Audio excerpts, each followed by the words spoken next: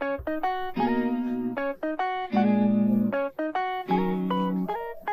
တော့ဒီ D3 ရဲ့နောက်ဆုံး tutorial ရဲ့တစ်ခုအနေနဲ့ပါလဲဆိုရင် BIOS အကြောင်းပြောမယ်အရေးကြီးပါတယ်เนาะအဲ့တော့ hardware သင်ခန်းစာဒီ BIOS မှာအမှန်တကယ်ဂိတ်ဆုံးပါတယ်ပေါ့နော်။ sorry BIOS ရဲ့ဒီပြီးရင် OS installation လုပ်တာလည်းဂိတ်ဆုံးမယ်ပေါ့နော်။ဒါ A+ ရဲ့ basis အပိုင်းပြီးသွားပြီပေါ့တကယ်ကတော့။အဲ့တော့ A+ မှာနှစ်ပိုင်းရှိတာဟုတ် system ဘိုင်းနဲ့ practical ဘိုင်းကိုပြီးသွားပြီပေါ့နော်။ဟုတ်နော်အခုပါတော့မယ်ဆိုရင် BIOS ကြောင်းဟုတ်နော် BIOS ရဲ့အရှိကောက်ကပြန်ရေးမယ်နော် BIOS အရှိကောက်က basis input output system နော် input output system BIOS ပေါ့နော်အဲ့ဒီ BIOS ထဲမှာရေးထားတဲ့ program ၃ခုရှိတယ်နံပါတ်1က ပို့စင်ဆိုတော့စက်ပြင်တက်တယ်မပြင်တက်ဘူးဆိုတာစကရူနဲ့လှည့်ပြီးရင်ဟိုဟာတွေ6ခုဒီဟာ6ခုဒါကတော့ practical ဘိုင်းပေါ့တခုပဲရှိတယ်ဒီ online training ဖြစ်တဲ့ကြောင့်မို့ practical ကတော့အဲ့ဒီပစ္စည်းတွေကိုဖြုတ်ပြလို့မရဘူးပေါ့နော်ဒါပုံတွေနဲ့ပဲပြမှရမယ်ပေါ့နော်အဲ့တော့အဲ့အတွက်ကြောင့်မို့ YouTube ကဒီ set ဖြုတ်တဲ့ဥစ္စာလေးတွေကိုတခါလေးတပါးလေးထည့်ပြီးပြောမှာတော့ဒါ set ဖြုတ်တဲ့ပုံစံ hard disk ဘယ်လိုဖြုတ်မလဲပေါ့နော်ဒါပေမဲ့သင်ခန်းစာတစ်ခုချင်းစီမှာတော့ပစ္စည်းတွေဘယ်လို device ဒီချိတ်တာလဲဆိုတာဂျိုးတွေနဲ့အပြင်မှာမပြရတာတစ်ခုပဲပေါ့နော်အကုန်လုံးပြောပြထားပြီးသွားပြီပေါ့နော်ဟုတ်ပြီအဲ့တော့ဒီအခန်းကလည်းအရန်ကိုရည်ကြီးတဲ့အခန်းပါနော်ဟို ID နဲ့အတမွေးကြောင်းပြတာပဲဖြစ်ဖြစ်ပေါ့နော်ဟို interview တွေဖြေတာပဲဖြစ်ဖြစ်ပေါ့ဒီ computer ID technician လုပ်မယ်ဆိုရင်ဒီအပိုင်းတွေကရည်ကြီးတယ်နော်ဒီချာနားထောင်ပြီးပါနော်အဲ့တော့ပို့စင်ရနောက်တစ်ခုကဘာတွေရှိလဲဆိုရင်ဘူးစင်ရစက်ပြင်တက်တယ်ဆိုတော့ဒီနေရာမှာနော်ဒီနေရာကိုပဲဆုံးဖြတ်တာစက်ပြင်တက်တယ်မပြင်တယ်ဘူးဆိုတာနော် CMOS ရဲတဲ့နော်သုံးခုရှိတယ်အဲ့တော့ပို့ဆိုတာ power on setup နော် power ဖွင့်လိုက်တာနဲ့ဒါစက်ကရှင်းရှင်းလေးပဲ power ဖွင့်လိုက်တာနဲ့ OS အလုပ်လုပ်ရင်ဒါကွန်ပျူတာကြီးကကောင်းနေတာပေါ့ကွန်ပျူတာမကောင်းတဲ့ချိန်ကိုကြည့်ပြီးတော့ပြောပြပေးမယ်ပေါ့နော်အဲ့တော့နံပါတ်1ပို့အဆင့်ကိုစပြီးတော့ရှင်းမယ်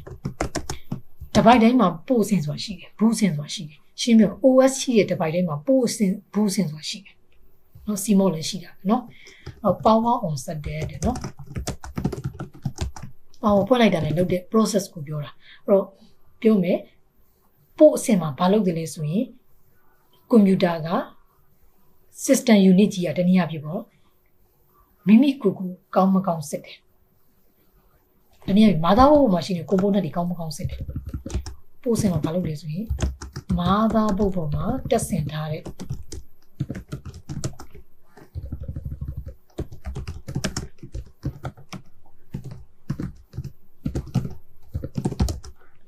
motherboard ပေါ်မှာ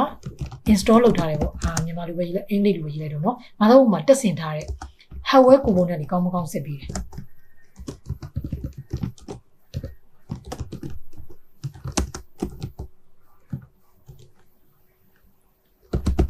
နော် hardware component တွေကောင်းမကောင်းစစ်ပြီးတယ်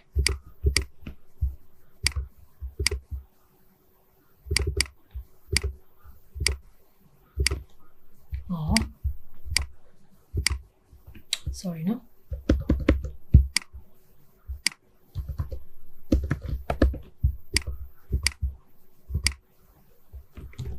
စာဒီကနေပဲရိုက်ပြတော့အဲ့တော့ဘာလုပ်ပြီးလဲဆိုရင် motherboard ပေါ်မှာရှိရဲ့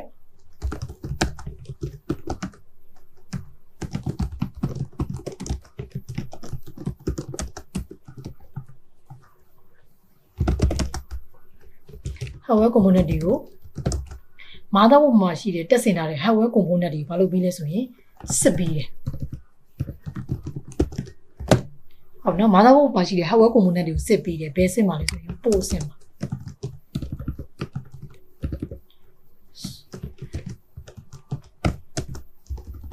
နော်ပို့စစ်မှာ motherboard မှာရှိတဲ့ hardware component တွေစစ်ပြီးတယ်ဆိုတော့ motherboard မှာဘာတွေရှိလဲမှတ်မိလား motherboard ပေါ်မှာဘာတွေရှိလဲဆိုတာရှင်းနေပြီသူကိုယ်တိုင်လည်းပါတယ်motherboardကြီးမကောင်းဘူးလေကွန်ပျူတာကိုအသုံးပြုလို့ရမှာမဟုတ်ဘူးเนาะmotherboardရှိမယ် RAM CPU graphic card ဒီဥစ္စာတွေကောင်းမကောင်းစစ်ပြီးတယ်ပြီးနောက်တော့ power supply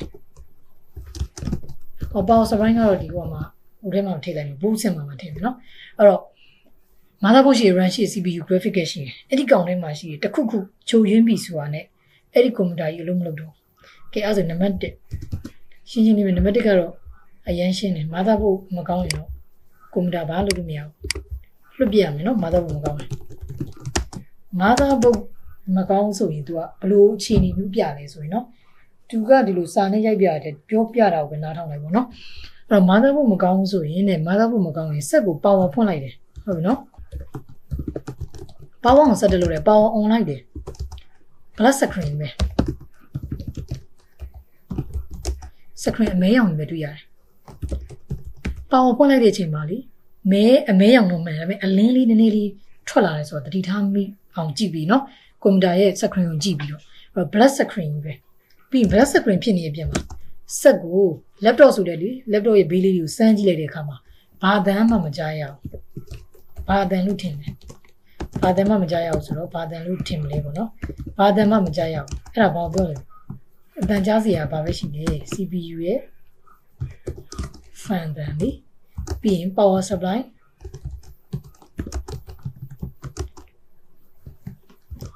fan သံဒါတွေမကြားရဘူးတောင်းသိကြတယ်မာသာဘူးလွတ်နေခဲတူတာဘာလုပ်လို့ရတယ်ပေါ့နော်တကယ်ကြတော့မာသာဘူးပြင်တက်တဲ့နေရာတော့မရှိခဲပြုတ်တာလို့ဘာလို့တော့ဒီဟိုပါပေါ့ပြင်လို့ရတယ်ပေါ့နော်အဲ့ဒါတော့တိတ်ရမပြီးရအောင်2000 3000ပဲပေါ့နော်ခဲပြုတ်တာလို့ဘာလို့ကတော့ပြဿနာမရှိဘူးဒါပေမဲ့ခ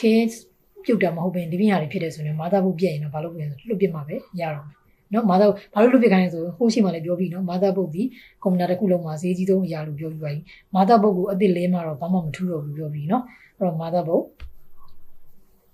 ပြတ်တယ်ပေါ့နော်ဘယ်လိုချင်းမျိုးပြတ်ရှင်လဲဆိုရင်တော့ဟိုတော်နှန်းတော့မပြတ်ပါဘူးနော်သူ့မနိုင်ဘူးလေထမ်းခိုင်းမှပဲပြတ်မှာဥပမာကိုယ့်ဆက်က specification ကအဲ့လောက်မြင့်မပါဘူးအဲ့တော့ကိုကရှောက်ပြီးတော့သူ့အလုပ်တွေအများကြီးခိုင်းမယ်ပါညာဆိုရင်တော့သူကကြာရင်တော့ပြတ်မှာပေါ့နော်ဒါတော့ရှိမှာပေါ့နော်အဲ့တော့မာသာဘုတ်ကပြီးရင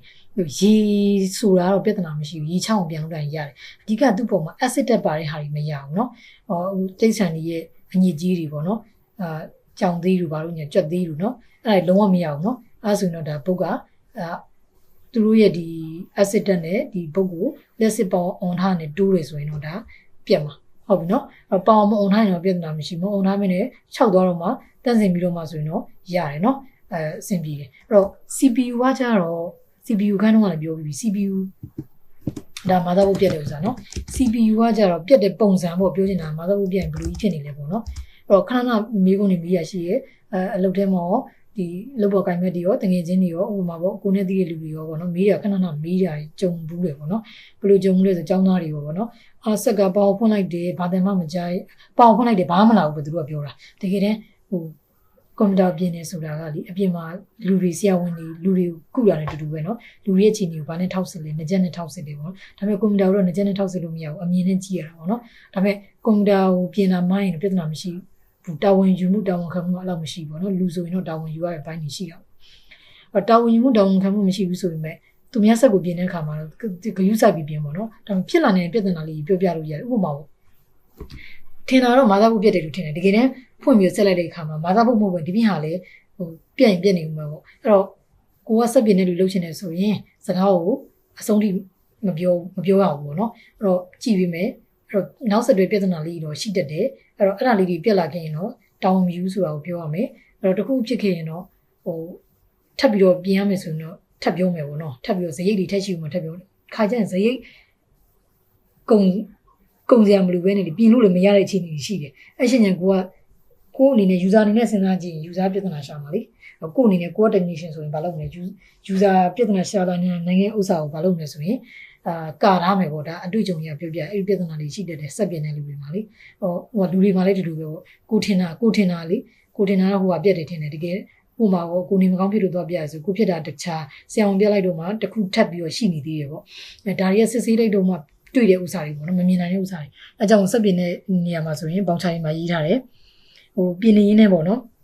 ်ထပ်ပြလာမယ်နောက်ဆက်တွေပြဿနာတွေတောင်းဝင်မယူပါပြင်လို့ရရင်ပြင်လို့ရပြင်လို့မရရင်မရဘူးတကယ်တော့တောင်းဝင်မယူတာများတယ်ကိုယ်တိုင်ပဲဖြစ်ဖြစ်ဘယ်သူပဲဖြစ်ဖြစ်ပေါ့နော်ဟိုပြတ်သွားရင်ဘာမှမဟုတ်ဘူးဘာမှလုပ်လို့မရဘူးရော်ကြီးလည်းမရဘူးเนาะဒါမျိုးတွေရှိတယ်ကိုက ကိုအိုင်တို့ကိုခံရမယ်ပေါ့နော်ဒါဒီလောက်ပဲပြောချင်တယ်နော်ဟုတ်ပြီအဲ့ဆိုရင် CPU မှာဆိုရင် CPU fan တန်အောင်ကြည့်မယ် fan မလဲရင်ဘာကြောင့်မလဲတာလဲစစ်မယ်နော်ပြီးသူ့ရဲ့ chemical compound တွေစစ်ပြီးရမယ်နော် chemical compound တွေကိုစစ်ပြီးရမယ်ဒါတွေရှိမှလည်းပြောထားတယ်ပေါ့နော်အဲ့တော့ CPU က family တော့အရေးပြောပြီးတော့ motherboard ပေါ်ရမယ် motherboard ခါလေးကြွမယ်လို့ပြောထားပြီးသားနော်အဲ့ CPU နဲ့ motherboard ကချိတ်ဆက်နေပါတယ်နော်အချင်းချင်းချိတ်ဆက်နေရပေါ့နော်ကဲအဲ့ဒါဆိုရင်ထပ်ပြောမယ်နောက်တစ်ခုက RAM မကောင်းရင်မကောင်းနိုင်ပြောနော်ကောင်းနေတော့သုံးလို့ရတယ်နော် RAM မကောင်းရင် black screen power ဖွင့်လိုက်တယ်ပေါ့အဲ့မှာမားတက်တာပြပြနော် power ဖွင့်လိုက်ဘာမှမလာတော့အဲ့လိုအခုဆိုရင်ဒါ power ဖွင့်လိုက်ဘာမှမလာတော့ on ရဲ့အဆင့်မဟုတ်တော့နော်စဉ်းစားမယ်ဘာဖြစ်လို့ဖြစ်တာလဲဆိုတော့နော် power ဖွင့်လိုက်တယ် black screen ဒါပေမဲ့အဲ့ဒီ black screen ကအတန်ထွက်တယ်အဲ့ဆိုဝမ်းသာလိုက်တော့မိတ်ဆွေတွေဝမ်းသာလိုက်တော့ဘာမှဖြစ်တော့ဘူးနော်အဲ့တော့ run လောက်ပဲ run ကဈေးလောက်မကြည့်နော်အတန်ထွက်တယ်ဆက်ကလေ fan တန်လေးကြားနေရအဲ့တော့ okay ရ motherboard လေးကုတ်တယ် CPU လည်းကုတ်တယ် power supply နဲ့ power ပေးနေတာပဲအတန်ထွက်တယ်ဆိုရင်မှာ fan တန်ပြောတာနော် fan တန်ထွက်တယ်လို့ပြောတာအဲ့တော့နောက်ထပ်အတန်တစ်ခုထပ်တော့သေးတယ် TT ဆိုပြီးတော့လေ T ဆိုတန်ရှည်ဆွဲပြီးတော့ထွက်တယ်အဲ့ဒါကြတော့ system unit မှာဘာလုပ်ထားလဲဆိုရင် motherboard နဲ့ဒီဟောပေါ့ motherboard မှာဘာရှိလဲဆိုရင်ဒီ speaker ဆွဲခလုတ်လို့ရှိတယ်ဒါ laptop ဆိုရင်ဒီကြပေါ့ T ဆိုအတန်ရှည်ဆွဲပြီးထွက်မှာ desktop မှာတစ်ခါကျရင် speaker နဲ့မ join နိုင်တော့အတန်မထွက်ဘူးလေအဲ့ T ဆိုတာ laptop ကိုပဲကြည့်မယ်နော် laptop ကိုပဲကြည့်မယ် desktop တွေကကြတော့ speaker ပါမှာ desktop ကပါမှာလဲဆိုရင် speaker ပါမှာနော်အဲ့တော့ T ဆိုတဲ့အတန်ထွက်တယ် T ဆိုပဲမြည်နေတာဒါဆိုရင်သိကြတယ် RAM ပြတ်တယ်ဆိုတာတက်ပေါ့နော် RAM ကိုစစ်ရမယ်ပေါ့နော် RAM ကိုစစ်မယ်ပေါ့နော်ပြတ်တယ်ဆိုတော့အစ်စ်လဲမယ်ပေါ့နော်ဟောပြတ်မပြတ်ကတော့ဘာလို့ကြည့်မလဲဆိုရင်ကိုနဲ့တော်တဲ့ RAM ကိုသူများစက္ကန့်သွားယူပြီးကိုဆိုင်မှာလာပြီးတော့တက်ကြည့်မယ်သူများရဲ့ RAM လည်းမရဘူးဆိုသိကြတယ်အဲ့ RAM ပြတ်တာမဟုတ်ဘူးသူများ RAM ကကိုယ့်ရဲ့စက်မှာလာတက်လို့ရတယ်ဆိုရင် RAM ကြောင့်မဟုတ်ဘူးပြောချင်တာဒီပြင်ဟာကြောင့်ရှားမယ်ပေါ့အဖြေကဒါတေချာတခုကဒီလိုတီးဆိုအတန်ရှည်ဆွဲမိတယ်ဆိုရင် तू ကRAM ကြောင့်လည်းဖြစ်တယ်နောက်တစ်ခုကကျတော့အဲ့လိုတီးဆိုအတန်ရှည်ဆွဲတာ RAM လေးဖြစ်နိုင်တယ်နောက်တစ်ခုက keyboard မှာ key ညှိနေဖြစ်တယ် keyboard key ညှိနေဖြစ်တယ်အဲ့ဆိုရင် keyboard key ညှိရဆိုရင်အဲ့ keyboard key ညှိရလားအဲ့လိုတန်ရှည်ကြီးထွက်လာတဲ့အခါမှာ RAM ဖြစ်တာလားဆိုတော့ခွဲလို့ရတယ် keyboard ကြီးကြီးရင် keyboard နဲ့ပတ်သက်ရင်ပြဿနာတော့မှဖြစ်နိုင်နေဆိုရင်သုံးတဲ့လူတွေဒီ notepad လေးခေါ်ပြီးစာရိုက်တယ်ဥမာအခုလိုမျိုးစာရိုက်တယ်ပေါ့ရိုက်တဲ့အခါမှာကိုက S ရိုက် S ထွက်မလာဘူးတချို့ကဏ္ဍတွေထွက်မလာဘူးတချို့ကဏ္ဍတွေကထွက်လာတယ်ဒါမျိုးတွေပေါ့နော်အဲ့တော့ကိုကမလုပ်ဘဲနဲ့ screen မှာရှောက်ပြေးနေတယ်ပေါ့အဲ့ဒီကာစာကြီးကရှောက်ပြေးနေပေါ့ဒါဆိုရင်သူ့အခြေအနေပေးရမယ်စက်ကိုကောင်းစင်တော့သုံးတော့ keyboard မှာ key တွေရောမှန်လို့ရလားမေးရမယ်လောက်တယ်လို့ပြောရင်သိကြတယ် keyboard ကြောင့်မဟုတ်တော့အဲ့တော့ RAM ကြောင့်အဲ့တော့ RAM ကြောင့်ဆိုရင် RAM မှာပါရှိတယ်ဆိုရင်ဟောနော် RAM ကြောင့် RAM မှာဆိုရင်အဲ့ screen black screen ပေါ်မှာ RAM ကြောင့်ဖြစ်တယ်ဆိုရင်နော်စာတန်းလေးတွေ့ရတယ်စာလေးတွေတွေ့ရတယ်RAM ကြောင့်ဆိုရင်စာလေးတွေတွေ့ရတယ်ဒါပေမဲ့အဲ့စာကနေပြီးတော့ဆက်မသွားတော့အဲ့မရောက် screen မှာပဲရက်နေဆက်မသွား post ပြီးရင်ဘယ်လိုသွားမလဲဆိုဘူးကိုသွားမှာဘူးကိုမသွားပဲအဲ့နေမှာရက်နေအဲ့တော့ window ကရက်နေဆက်မသွားပြောချင်တာမတက်နိုင်တော့ပြောချင်တာသူ့မှာ hardware ပြဿနာတစ်ခုခုတက်နေတော့မသွားနိုင်တော့ဖြစ်နေတာစက်ကအဲ့ဆိုရင်စာသားလေးမှာရက်နေဆိုဒါ RAM ကြောင့်ဖြစ်တာပြောချင်တာနော်အဲ့တော့ပြဿနာဘာကြောင့်ဖြစ်လဲသိပြီနော် RAM ဘယ်လိုပြတ်တယ်ဆိုတာသိပြီနော်စာသားလေးတွေပဲတွေ့နေရအဲ့စာသားကြီးကဘာလဲဆိုဥမာကိုယ့်ဆက်က Lenovo ဆိုရင်Lenovo ဘာညာတရကားဆိုစာတန်းနေတက်လာမရောက်ဆက်မှာတကြောင်တက်လာအဲ့ကနေဆက်မသွားတော့ဒါဆိုရင်ဘာဖြစ်တာလဲဆိုရင် RAM error ပေါ့နော် RAM error ကိုရှင်းနိုင်တာက RAM error ကို solve လုပ်မယ်ပေါ့နော်ရှင်းမယ်ဆိုရင် chain u1 အသစ်ဆိုဆိုင်ကဝယ်မှာမဟုတ်နော်သူဒီပြင်ဆက်တွေက RAM ကိုလာပြီးတော့သုံးကြည့်လိုက်ပေါ့နော်သုံးကြည့်လို့ရတယ်ဆိုပြီး RAM ဖြစ်တာပေါ့ chain u1 ဒါဆို RAM ဖြစ်တာဆို RAM ကခါကြရင်သူကချင်းစရာမလိုပဲနဲ့လေကိုယ့်ရဲ့အဟောင်းနဲ့ပဲ old RAM ကိုပဲမလုပ်နိုင်ဘူးဆိုကလင်းနဲ့လုပ်အောင်က ကလင်းလေးက2နည်းနဲ့လုပ်နိုင်တယ်ဘာနဲ့ဆိုရင်နံပါတ်1ကခဲဖြတ်နဲ့လုပ်လို့ရတယ်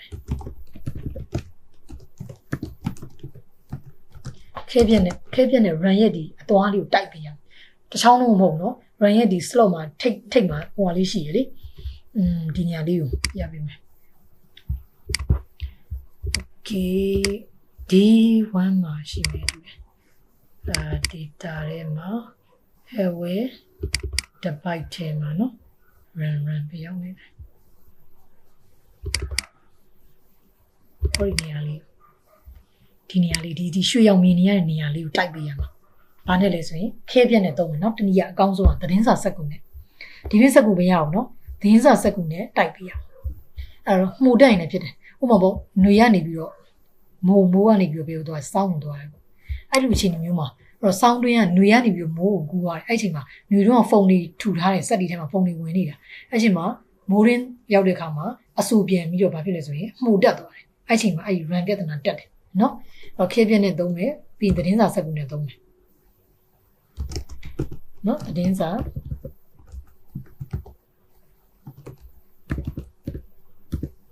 နဲ့သုံးပါနော်ရိုးရိုးစက်ကူမရအောင်နော်သတင်းစာနဲ့သုံးမယ်ဒါ run error ကိုရှင်းတာအဲ့လိုလုပ်ပြီးတော့ပြန်တက်ကြည့်လို့မှမရဘူးဆိုရင်တော့ဘာလို့လဲ slot လေးချိန်ကြည့်မယ် run slot 2ခုရှိရဆိုနောက်ထပ် slot တစ်ခုမှာချိန်ကြည့်မယ်ပြီးရင် slot ချိန်ကြည့်မယ်အဲ့လိုမှမရဘူးဆိုရင်သူများစက်ကဟာကိုချုပ်ပြီးတော့သုံးကြည့်မယ်အဲ့မှာရတယ်ဆိုသိကြတယ် run ပြတ်တာအပြုတ်ဝင်လိုက်ပေါ့နော် run ဝယ်တဲ့အခါမှာလည်း2ခုရှိရနော်သတိထားဖို့ပြန်ပြောမယ် run speed 1600အဲ့ဒါကြီးကြည့်ရမယ် run speed 1600 1800လားဘယ်လောက်လဲပေါ့နော်ဒါ D1 D2 တွေတော့ရှင်းပြထားပြီးသားနော်တောက်ဝယ်တဲ့အခါမှာလည်းပေါ့နော်ဟုတ်ပြီဒီလောက်ဆိုရင်တော့ဒါ run ရဲ့အကြောင်းသိမယ်နော်နောက်တစ်ခုကကြတော့ဒါ power on ဆက်တက်ပြီးသွားရင်ပို့ဆင်ပြီးသွားရင်ရမယ်နော်ပို့ဆင်မှာ motherboard run CPU sorry graphic ရဲ့အကြောင်းကြံလေးgraphic ရဲ့အကြောင်းအဲ့တော့ graphic ကမှာဆိုရင်တဲ့နော်ဒါပို့ဆင်ပဲပြောရသေးရနော်ပို့ဆင်မှာတော်တော်ကြာနေပြီပေါ့နော် graphic ကမှာဆိုရင်သူက display လာပြီသူတို့အကုန်လုံးဆက်နေရနော် display နဲ့ပတ်သက်တယ်အခုမြင်နေရတဲ့ဘက်မှာ computer power ဖွင့်လိုက်တယ် power ဆက်တက်လုပ်လိုက်တယ် power ဖွင့်လိုက်တယ် power on လိုက်တယ် black screen လာပြီမြင်တယ် black screen မှာဘာစာသားမှမတွေ့ဘူး no spelling ဘာစာသားမှမတွေ့ဘူးဘာ logo မှလည်းမတွေ့ဘူး no logo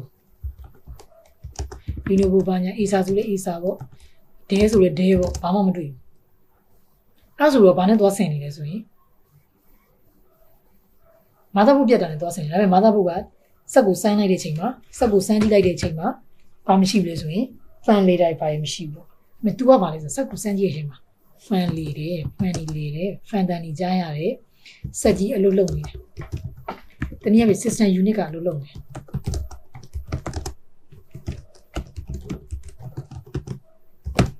system unit အလုပ်လုပ်နေတယ်။ဘာပဲမမြင် display ပဲမပြနိုင်တာ။အဲ့တော့ခုနကအဲ့ဆိုရင် तू ကဘာနဲ့သွားတူပြန်လဲ run နဲ့သွားတူပြန်ပြီ။ system unit ကြီးရဲ့လုပ်နေရဆို run နဲ့တူဒါပေမဲ့ run ကဘာဖြစ်လဲ space ဟိုစကယ်လုံးတွေတွေ့ရမယ် logo တွေတွေ့ရမယ်သူ့မှာမတွေ့ရဘူးလေရှင်းနေပြီသူ့မှာမတွေ့ရဘူး display မှာပြီးရင်အလင်းအမောင်လုံးဝမရှိသူ့မှာ run ကလေအမေရောက်စက်ကွန်ပေါ်မှာစာသားလေးတွေမတွေ့ရတော့ဘူးဆိုရင်မယ်နော် black screen ပေါ်မှာ run ကောင်း sorry ဒီမှာ run အကြောင်းတစ်ချက်ပြောပြမယ်နော် run ကောင်းဒါ run ကောင်းနေချိန်မှာစာသားတွေတွေ့ရတာနော် run မကောင်းရင်မတွေ့ရတော့ဘူးနော် run error ဒါရှင်းတဲ့ဥစ္စာအဲ့တော့ဒါကောင်းနေတဲ့ပုံစံနော်မကောင်းရင်ဘာသာသားမှလည်းမတွေ့ရဘူး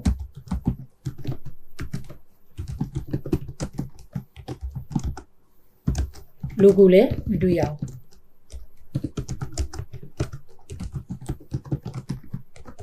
အဲ့တော့ဘာနဲ့သွားဆင်လဲရောင်ပြီးတော့လုပ်နေတယ် screen တော့ဆွေးမလို့နော် sorry ပါ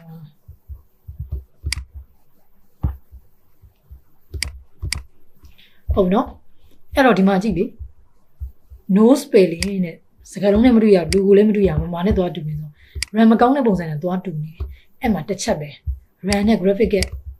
ဘာကွာလဲဆိုရင် run ကကြတော့အလင်းရောင်တွေ့ရတယ် black ကိုပါနော် black screen တိကျမြင်အောင်ကြည့်နော်အဲ့ဥစ္စာတွေစမ်းသပ်ကြည့်မယ်နော်ကိုယ့်ကို black screen တွေ့ရတယ် ဒါပေမဲ့သူ့မှာ light ရှိတယ်အလင်းရောင်ရှိတယ် graphic ကကြတော့ graphic မကောင်းရင်ကြတော့ black screen ပေါ်မှာပေါင်ဖွင့်လိုက်တဲ့အချိန်မှာအလင်းလေးထွက်တယ်အဲ့ black ကိုပဲအလင်းရောင်လေးထွက်တယ်ဘာလင်းမှမတွေ့ရဘူးအဲ့ဒါဆို graphic ကပြတ်တာဒါပေမဲ့ graphic ပြတ်ရည်လို့ပြောလို့မရသေး graphic နဲ့ချိတ်ဆက်ထားတာဘာတွေရှိလဲ HDMI port HDMI cable เนาะ HDMI port HDMI cable နောက်တစ်ခု monitor အဲ့ဒါကြီးလည်းပြတ်နိုင်တာပဲလေ monitor ရဲ့ port တွေပြီးရင် monitor ကိုယ်တိုင်ကြီးဒါတွေပြတ်နိုင်ပြီးတော့မှနောက်ဆုံးဆက်မှာပါစဉ်းစားမယ် system unit ကထွက်လာတယ် graphic port ပေါ့နော်အဲ့ဒီကောင်စဉ်းစားမယ်အဲ့တော့ပြီးတော့မှ graphic ကပြတ်တယ်ဆိုယူဆပြီးတော့အစ်စ်ဝယ်ရမယ်ပေါ့နော် graphic ကအဲ့ကြောင့်နောက်ဆုံးမှစဉ်းစားမယ်ကတ်ဝယ်ဖို့နော်အရင်ဆုံးစစ်ကြည့်မယ်ကျိုးကြောင်လားကျိုးရဲ့ပေါ်ကြောင်လားဒါမှမဟုတ် monitor ကြောင်လား monitor ရဲ့ပေါ်ကြောင်လားဟုတ်နော်အဲ့ဒါမဟုတ်တော့ဘူးတခုမှမဟုတ်တော့ဘူးဆိုရင်နော်ဘာလို့မလဲ graphic ရဲ့ပေါ်ကြောင်ဆိုပြီးတော့ယူဆမယ်ပေါ့နော်ဒါလို့ဆိုရင်တော့ပို့အဆင့်ကိုနားလည်ပြီးလို့ထင်တယ်နော်အဲ့တော့ဒီ D3 ရဲ့0 73ခုမြောက်movie လေးပေါ့နော်အဲ့ဒါကိုပတ်ဝန်းကိုဒီမှာပဲရက်မယ်နော်ပတ်2ကဘူးအကြောင်းကိုဆက်ပြောမယ်အားလုံးကျေးဇူးတင်ပါတယ်